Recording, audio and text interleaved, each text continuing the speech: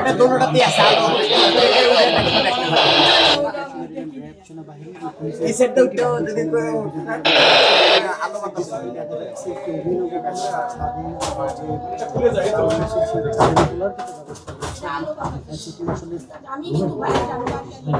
এই উপরে আমাদের একজন দিয়ে দেখান তো কিছু আছে কিনা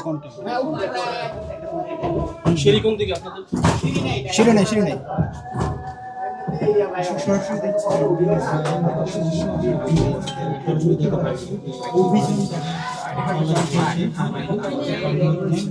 সামনে যান না সামনে যান না ঘরটাই আসলে তল্লাশির চেষ্টা করা হচ্ছে।